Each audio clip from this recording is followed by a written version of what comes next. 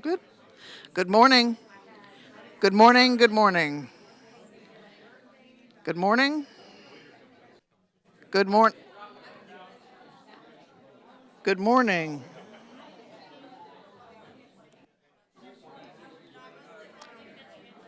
Good morning. I am talking. Good morning. Good morning. Oh, maybe that's what it is. Hello, live stream, if you can see me. Good morning, everybody.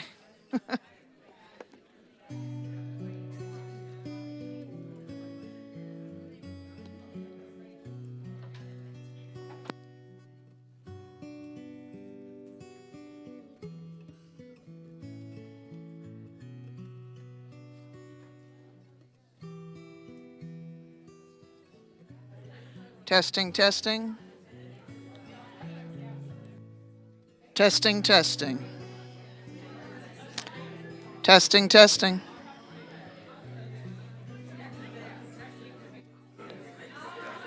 Testing, testing.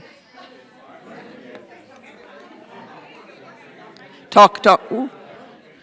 Testing, testing. Testing, testing.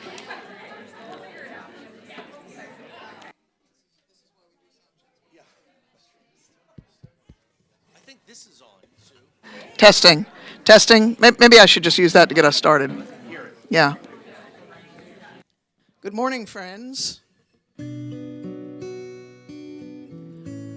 morning. It's good to see you all. Pardon the technical difficulties. We've got to figure out my microphone here this morning, and I have no doubt that we will, but we do not want to delay any further, so Phil and Melissa are graciously lending me theirs. Oh, some of you coming in here tired from Morgan's party last night. Or whatever you were up to last night. If you didn't make it to Morgan's party, I hear some of you had other plans. So this is a tired group. So all the more reason for us to take some deep breaths and get grounded here this morning. And before I do that, I just wanted to put a quick word out. Shelby could use another hand or two downstairs for the winter workshop. So if anybody feels drawn to that kind of service this morning, I just thought I would mention that. You can just wander down. And as for the rest of us, let's take a deep breath. And I invite you to respond to the words that I'm about to say. Come as you are, aching, tired, joyful, or seeking. Here, we are woven together in love. Set down what you carry and let this be a place of rest. Here, we are held in hope and mercy.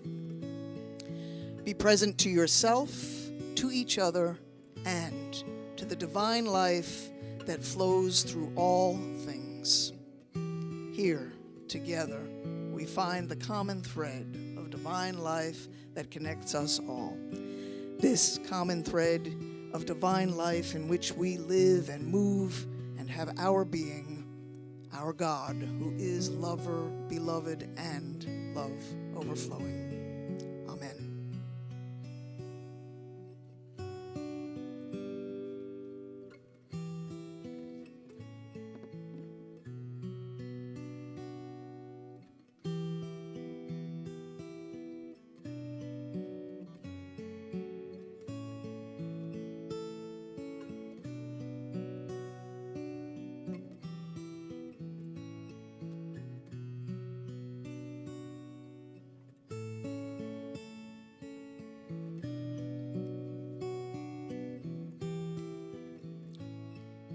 People think they have to maintain the appearance of harmony, but real peace is not the absence of disturbance.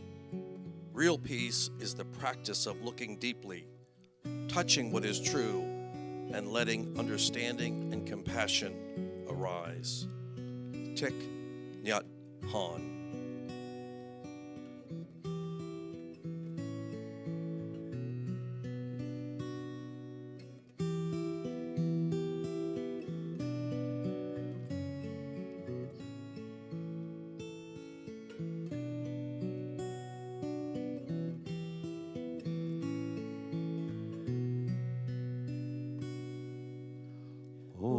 O come, Emmanuel,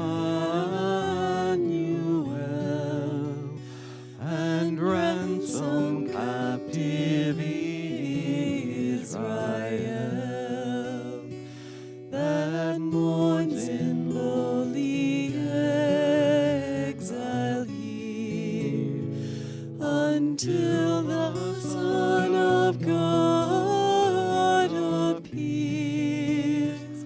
Rejoice, rejoice, Emmanuel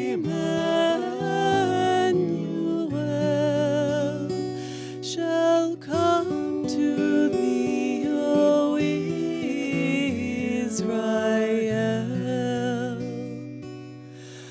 O come, thou day spring from on high, and cheer us by thy drawing nigh.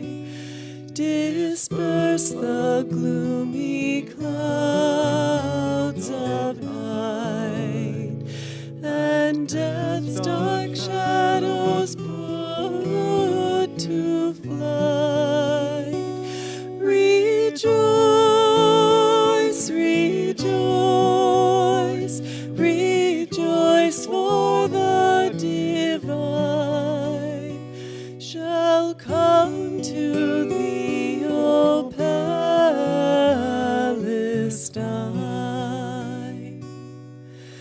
O come beside our friends who suffer so, and open wide their heavenly home. Make safe the way that leads on high, and lead us to the life that never dies. Rejoice, rejoice, Emmanuel shall come to thee, to all who suffer still.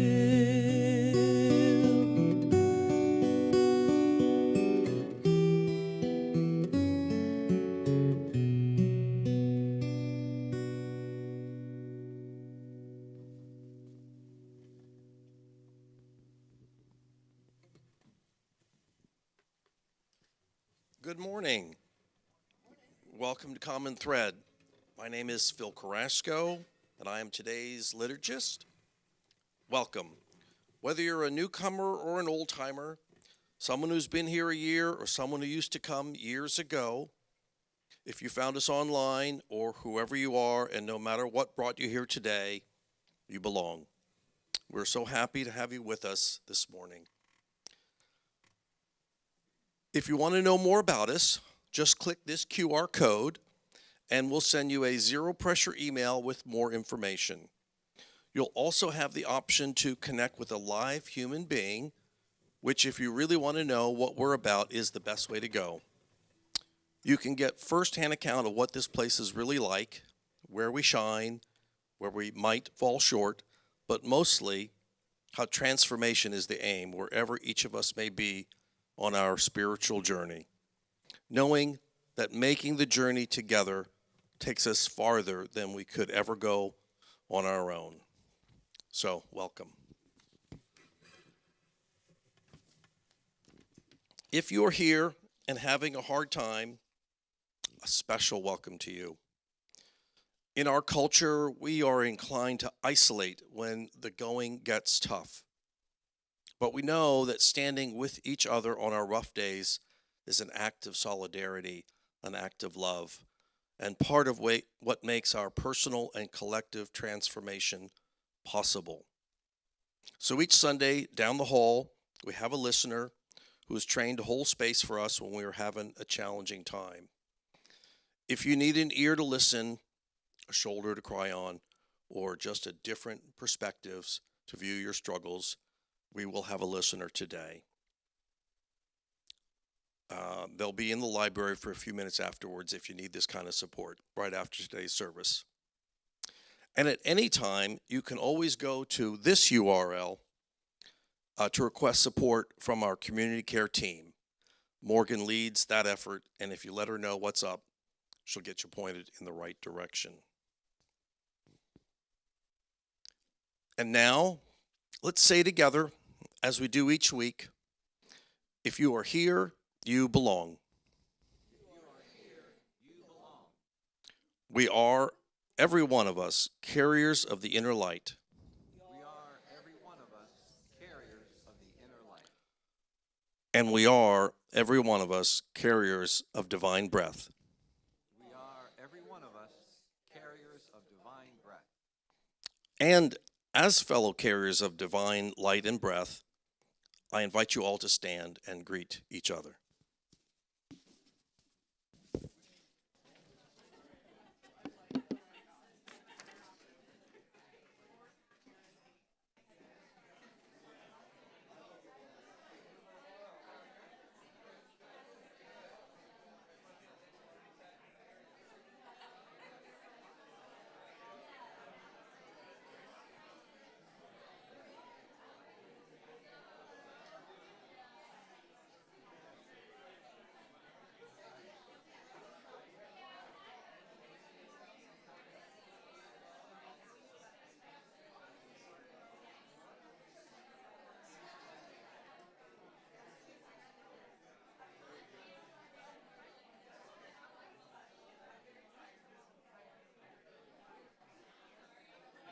Testing, testing. Oh, I think I hear something. Testing. It's good.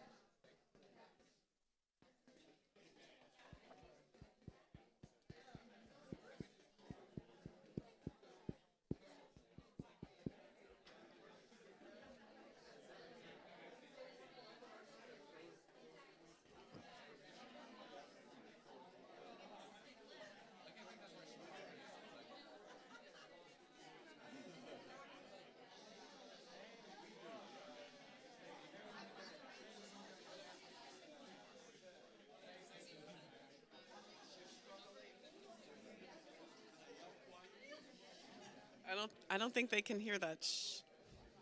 Shh.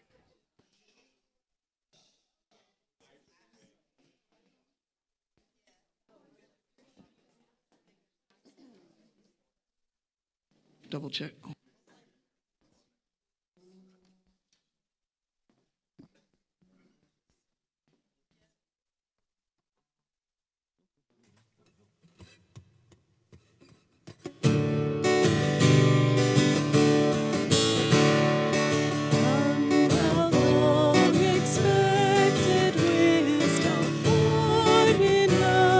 Again this day, through our hearts and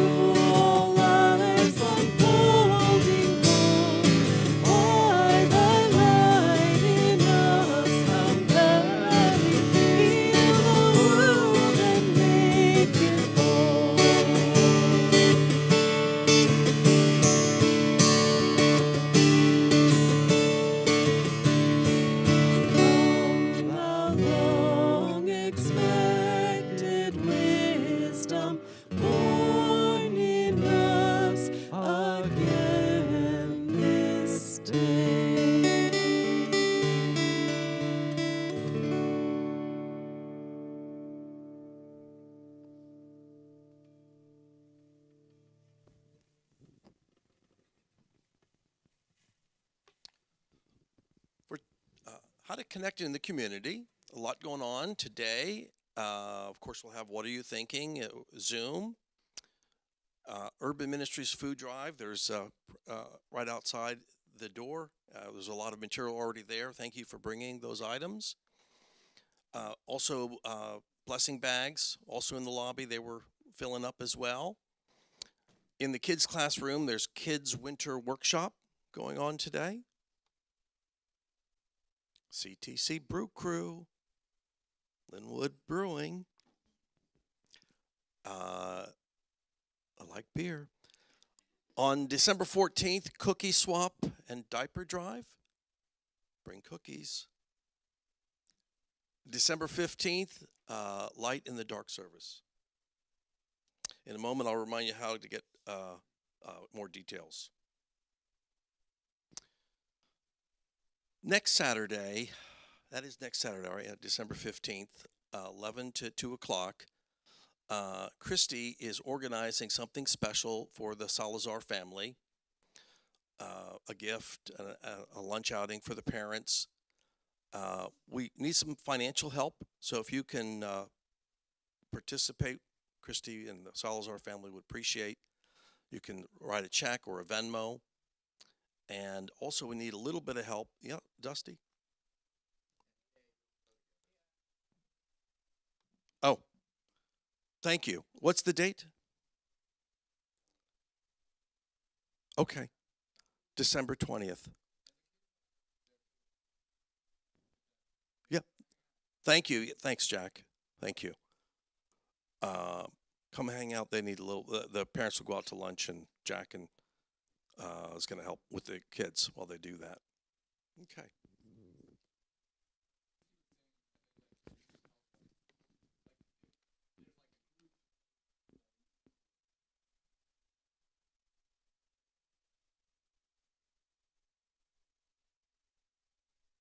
On the 20th. Okay. If you did miss anything, I want to take a deeper dive. Of course, there's 3 different ways to find out more information: the Church Center app, the website, and the weekly email.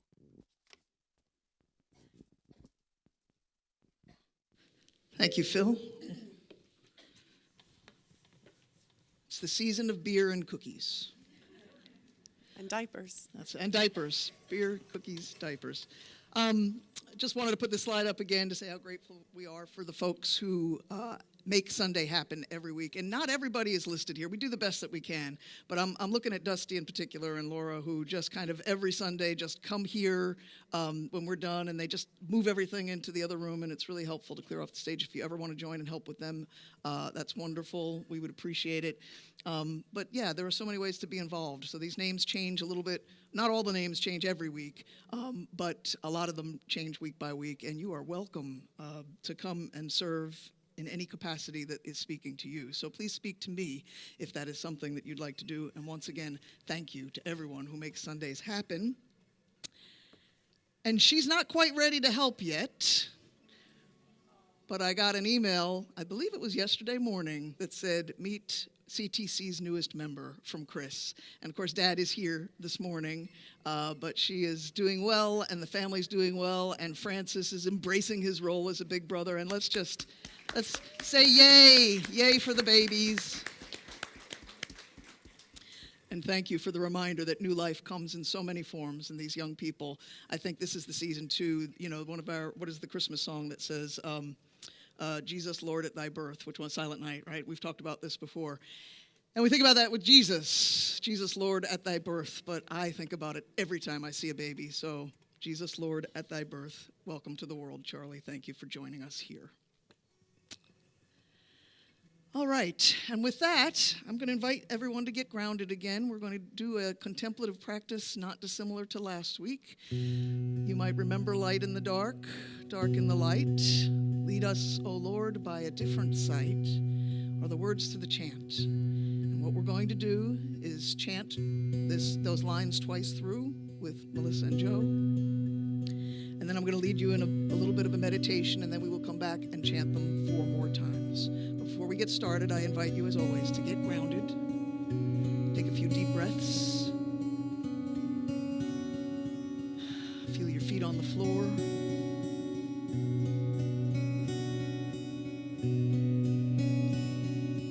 your seat, in the chair.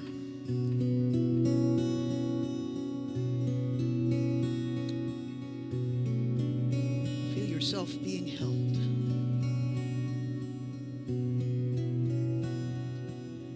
Being held in divine peace.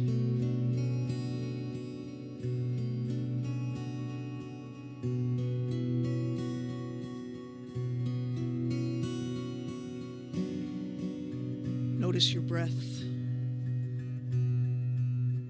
Don't try to control it, just notice. And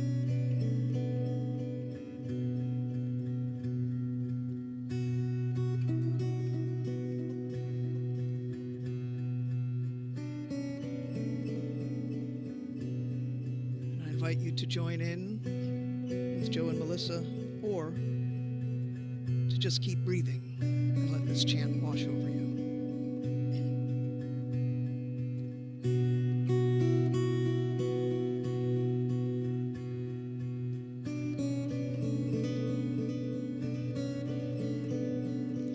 Light in the dark, dark in the light.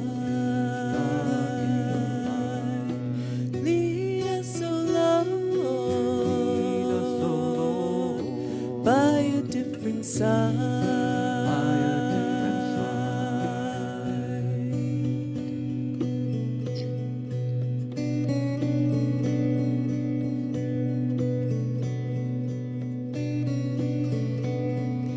Light in the dark,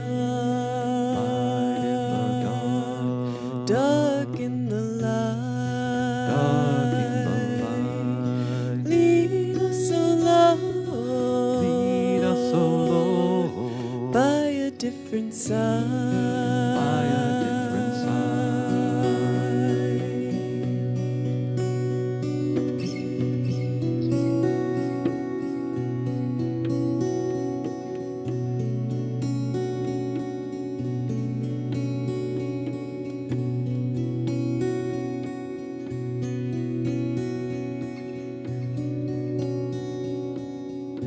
I invite you to bring your awareness to your feet.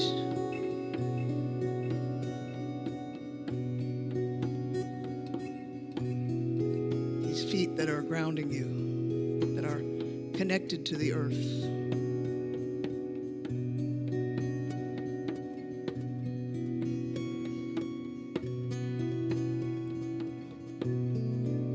And just notice any sensation you feel there. Don't analyze, don't think about it. Just see if you can sense it. The aliveness in your feet.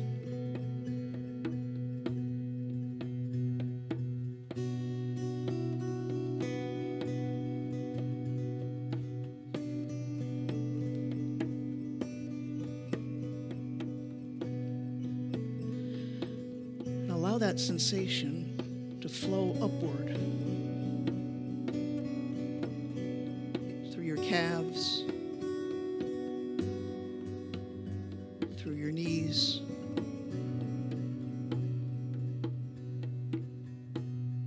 your thighs. Just notice the aliveness in your body.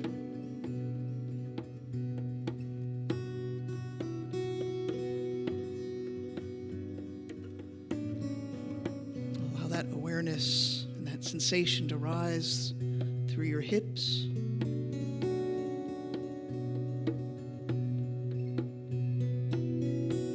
into your belly,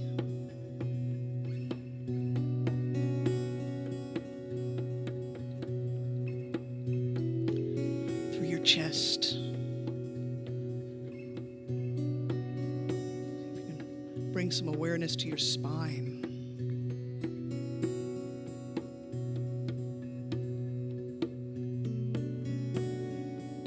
And your shoulder blades.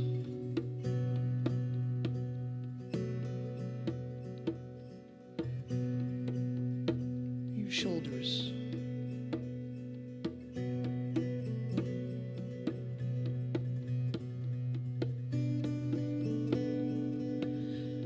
awareness flow down through your arms, into your hands, into your fingers.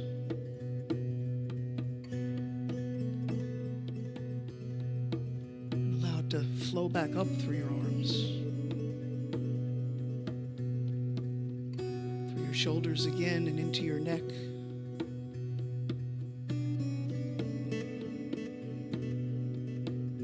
Jaw,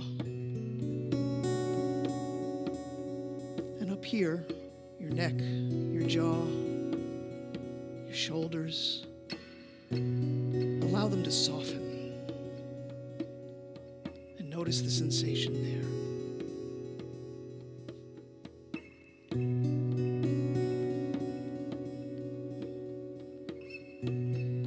Bring your attention to your face. Tension there. See if you can soften it. Behind your eyes and your temples. And the top of your head.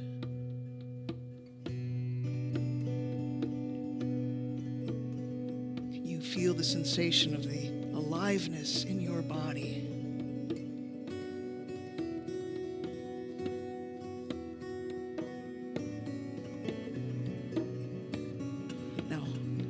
Allow this to flow down into your heart center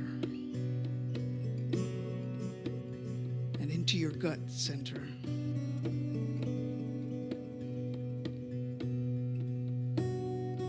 Where the deep, deep peace of the divine is holding you. Not a peace that makes everything calm. Peace that smooths things over, but a peace that holds you in the storm.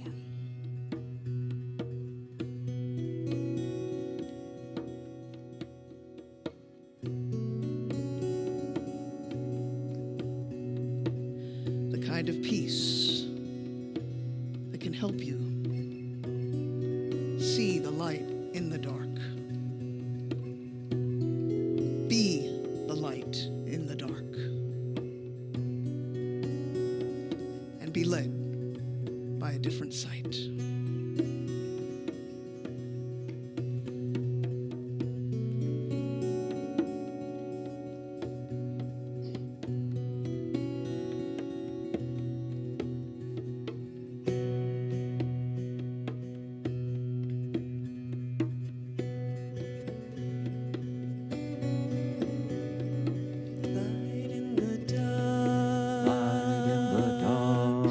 Dark in the light, lead us, O Lord, by a different side.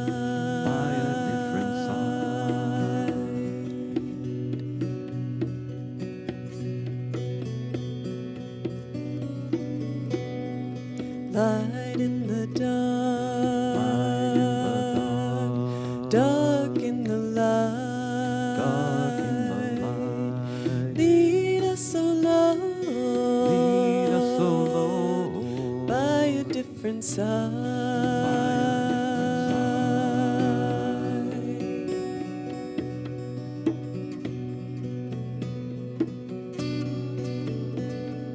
Light in the dark, dark in the light. Lead us, O Lord, by a different side.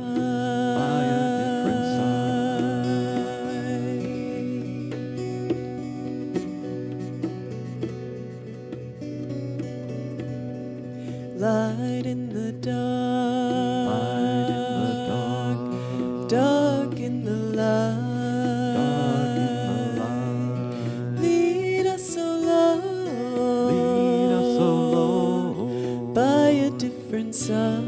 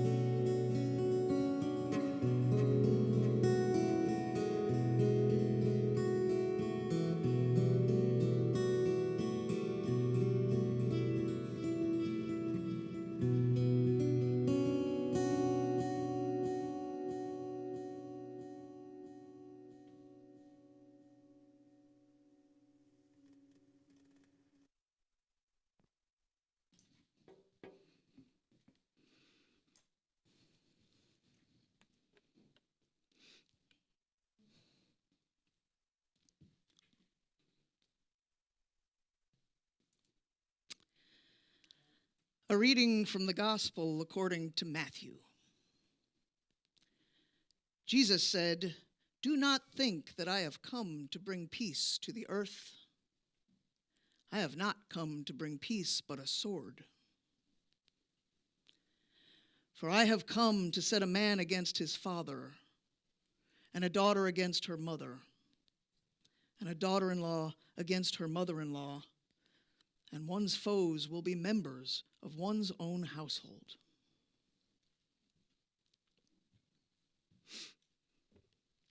Well, here I go again, reading you another passage that just screams joy to the world this holiday season. And you can actually blame me for this one. It's not the lectionary text of the General Universal Church. I chose this text. And I chose it because if we're going to talk in a meaningful way about this Sunday's Advent theme, peace, we have to start with the way Jesus refuses the easy, sentimental version we tend to hold, especially in December. When we hear the word peace around the holidays, our minds leap to carols and cozy scenes. Peace on earth, peace and goodwill, peace in our homes, peace in our families. And into all that, I decide to drop this line. One of the most jarring things Jesus ever said, "Do not think I have come to bring peace. I have not come to bring peace, but a sword." And curiously, he doesn't aim that sword at nations or empires. He places it right in the center of the family. Father against son, mother against daughter, household members turned into adversaries. It's the kind of passage that makes us blink hard and wonder whether we misheard. What's up with these family values? Where's the calm? Where's the comfort? Where's the harmony? It doesn't really align with our understanding of what peace usually means. So maybe we don't get what Jesus means here by peace just yet, but the sword?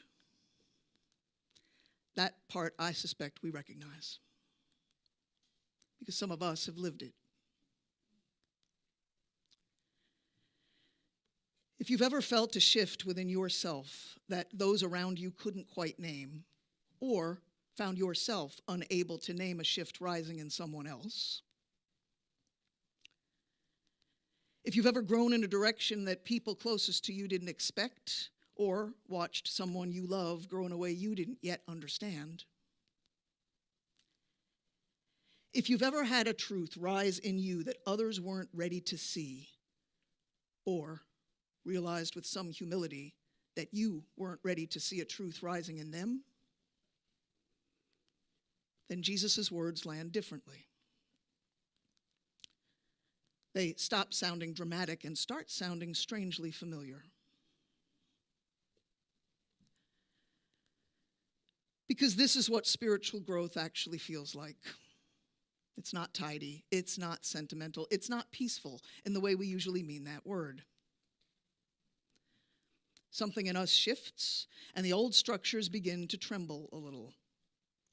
First inside us, and then around us, especially the ones that first held us, the ones closest to us, quite often our own families. You see, without anyone meaning to, a family can become the place where roles quietly take shape. Roles we step into because they once made sense, because they helped the household work, because they were part of how love was offered and how stability was kept.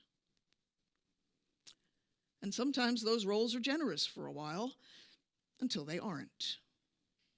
Until someone begins to grow in a direction the role can't stretch with.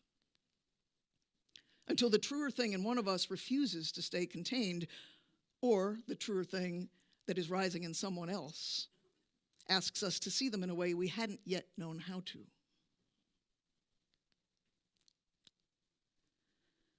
So when someone wakes up, or when something in them simply begins to change, slowly or suddenly, when they are touched by something real, something deeper, something that calls them beyond the familiar script that perhaps their family has relied on, there is often some kind of disruption. Not because anyone is wrong or unloving, not because anyone has failed, but because truth, when it rises up in any one of us, shifts the landscape for all of us. And that shift can feel to everyone involved like a sword.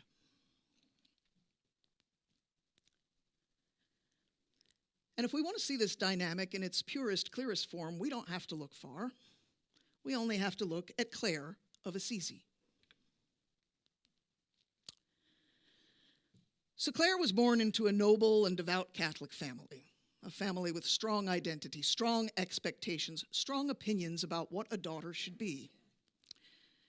She was raised in a home where faith was woven into every part of life, but the kind of faith that is about structure, order, propriety, reputation.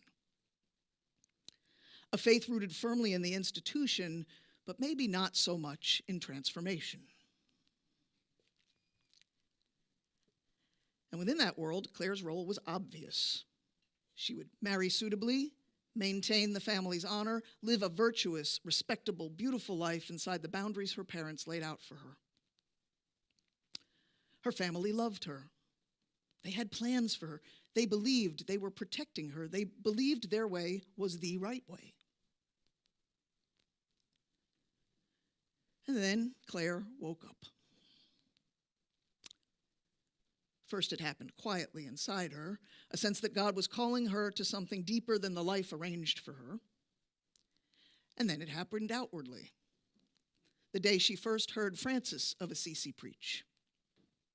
This strange, luminous man who had abandoned wealth, abandoned status, abandoned the comfortable life his own family expected of him, and embraced a gospel so startlingly alive it made the Christianity around him look like sleep. Francis's clarity ignited Clare's, and once that spark caught, nothing in her life could stay the same. So one night, Clare slipped out of her family's home, went to the little chapel where Francis and the brothers lived, and vowed her life to God. It was not a rational decision. It was not a strategic decision. It was the kind of decision someone makes when they have seen something so true, so compelling, so alive, that to deny it would be to deny their own soul.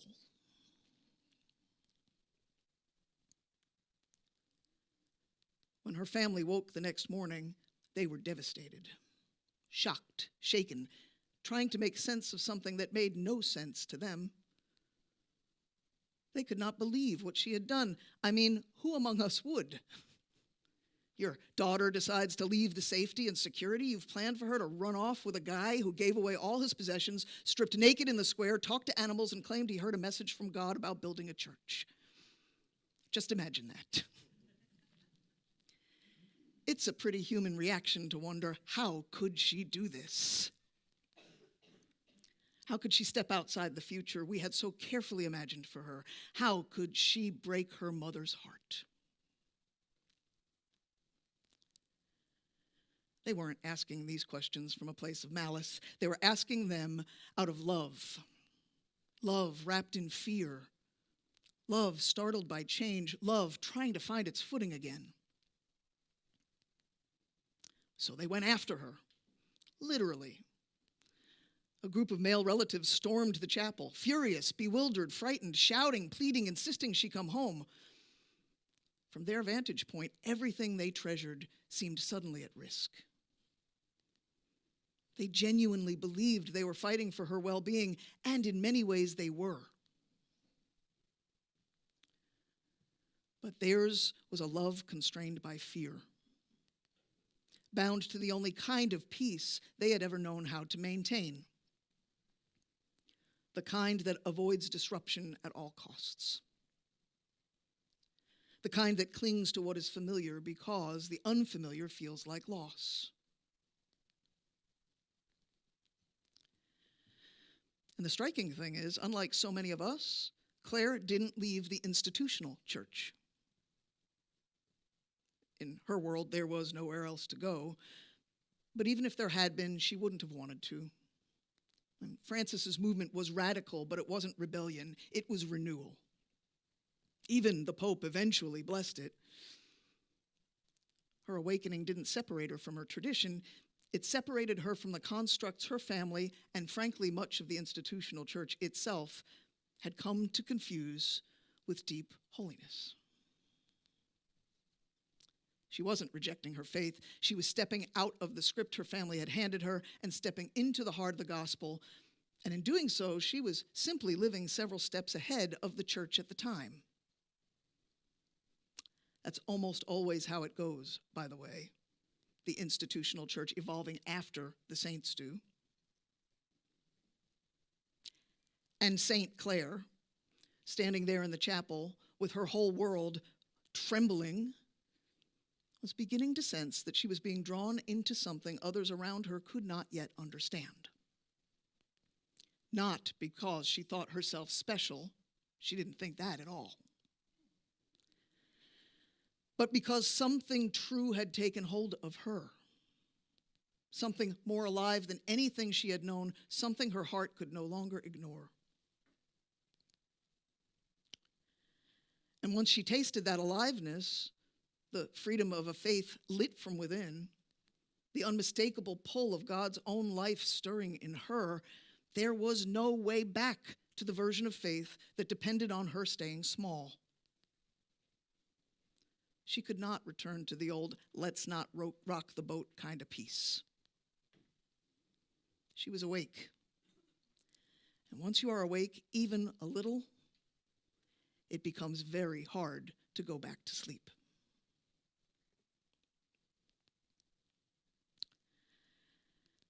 And through Claire's story, we can hear Jesus' words this morning in a different way.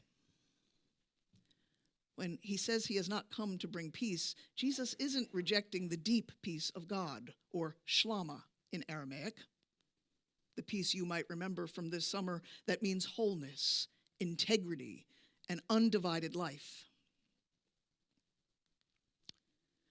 Jesus is speaking here to people who believe they already have peace because the household seems steady, because the familiar patterns are being followed, because life is moving along in the way that they thought it should.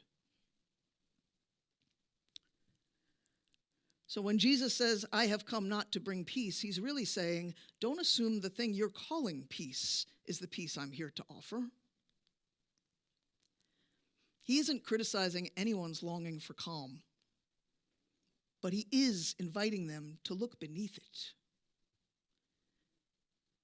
He's naming how easily we settle for less than the deep, whole peace of God without even realizing it. He's doing this not to shame anyone, but to free everyone. Because only when that fragile peace begins to crack, the peace that depends on holding everything together, can the deeper, truer peace of God finally take root. So that's why Jesus brings the sword. And in English, it sounds harsh.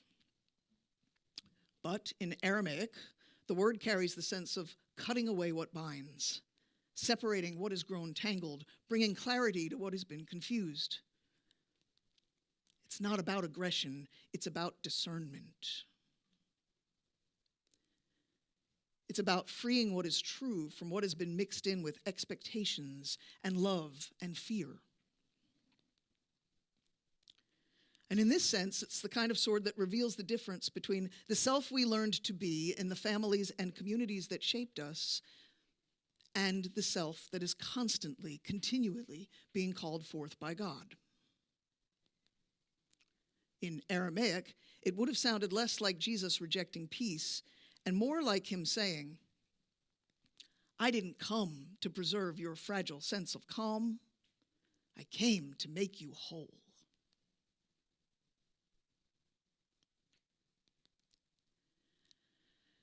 And when someone begins from that place of deep integrity, from that place of deep wholeness, to follow the call that will not leave them alone, the family system feels it as a disruption.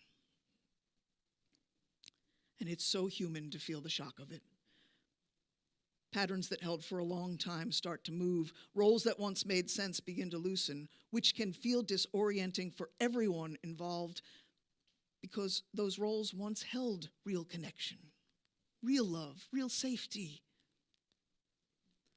And what had felt like peace, the peace of everyone doing what they've always done, just no longer holds in the same way.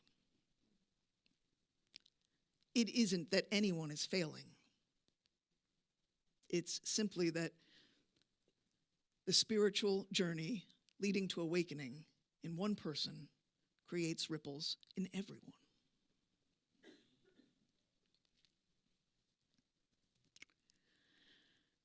And for a family that has loved someone in the only ways that they have known how, that shift can feel like losing their bearings. Their fear is real, their grief is real, their confusion is real, and when the rupture touches religion in particular, when it calls someone beyond the inherited faith or outside the boundaries that once defined the family's safety, the anxiety can multiply. Because so many of our families were formed inside stories where stepping outside the structure meant stepping outside of God. So even the attempts to hold on, even when they're clumsy or come out sideways or manifest in storming a chapel and trying to drag someone home, are often rooted in a profound love that has simply never been stretched this far before.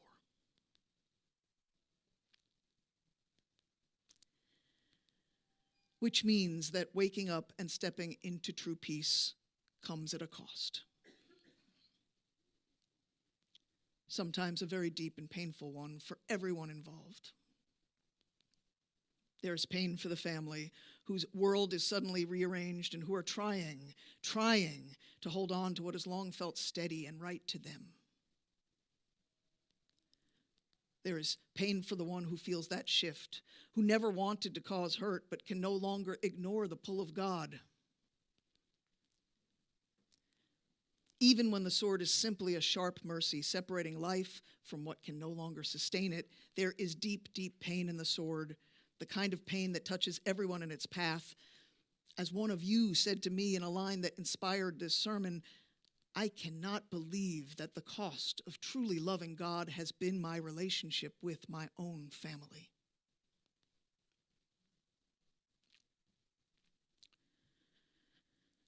Claire knew something of that cost. It was not a price she wanted to pay, but it was a truth she could not turn away from.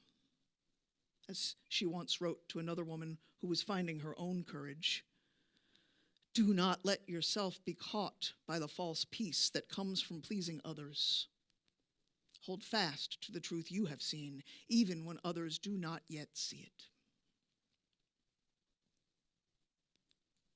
Claire loved her family, and Claire's family loved her. But she had to hold fast to the truth that had taken hold of her.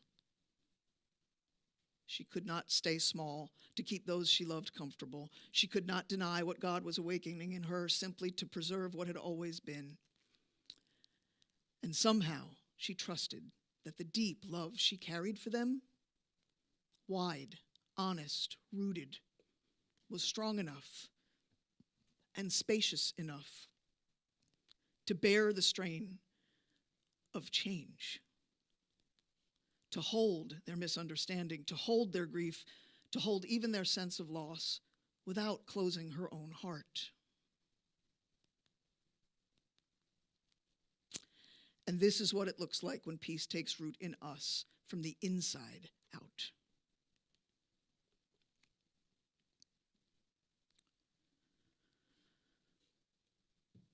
So what do we do with all of this? How do we let the peace Jesus offers take root in us? The peace that Claire and Francis found, the peace that doesn't ask us to shrink or pretend or keep the boat steady at the cost of our souls. Well, we begin in our own hearts, not with the peace of avoiding conflict, but the peace of rooted presence, steady enough not to argue or defend open enough to sit with people who don't fully understand or who don't yet understand us. Because real peace isn't built on harmony around us, it's built on alignment within us. And I do want to say peace never asks anyone to stay where harm is happening, right? Sometimes stepping back is the most loving choice for everyone. But even then, the invitation is the same. To keep our hearts clear and open, to hold boundaries without closing compassion.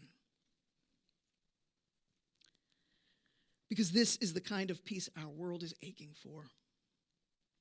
Peace that steadies us, whether we're the one feeling something new rise or the one doing our best to understand a change in someone we love. The peace that lets us walk into family spaces without losing ourselves and without losing one another.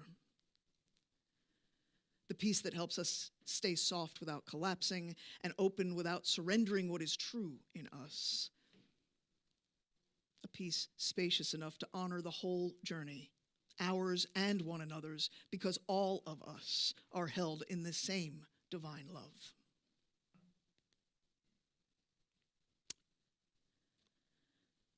So maybe what Advent offers us this week is not a softer peace, but the invitation to trust in a truer one. A peace born not from agreement, but from alignment, not from compliance, but from integrity, not from fear, but from love. This is the peace Jesus came to bring with his sword. And this is the peace that will carry us home. And so, indwelling divine, may we welcome whatever swords cut away what keeps us asleep, and may we cultivate the peace that passes all understanding and stirs us awake. Amen. Folks on the live stream, so glad you were able to join us this morning. We're about to do something here in the room called What Are You Thinking, Sensing, and Feeling, where we first of all get in touch with what we are sensing and feeling before we discuss what we're thinking. We'd like to invite you to do the same online. We have a very small but mighty group of remote members in our community who gather on Zoom after the lesson to talk about the lesson or the service or what's going on in their lives or what's going on in the world, and you are warmly invited to join them. So you will see a link below this video that says, "What are you thinking?" You can click on that link. It will take you to a Zoom call, and you will need a code to get in, and that code is 1417. So I invite you to do that. If you're not up for talking this morning, which is legit, or you're catching us at another time during the week, you can also, there's another link below that link. If you're new to us and you're curious about us, you can request an email that is not dissimilar from the newcomer email that Phil mentioned earlier in our service, but this one has a little more remote specificity for the folks who are part of our community, but primarily online. So if you're interested in that, please reach out to us and we will reach back out to you. And with that, friends in the room, can we dismiss our friends on the live stream by putting one hand on our hearts and remembering that the divine indwells us, which means that the deep, grounded, rooted peace of God is in us, and it can animate us if we allow it to. And let's carry that spirit with us into this week by extending our other hand to our city and to our world, committing to share that peace with everyone we encounter, with those with whom we live, with whom we work, with whom we go to school, as we take seriously our charge to be healers and repairers of our world. Amen. Folks on the live stream, God bless you. You are dismissed. Friends in the room, I just invite you to take a few deep breaths and get in touch with what you are sensing and feeling before we discuss what it is that we are thinking.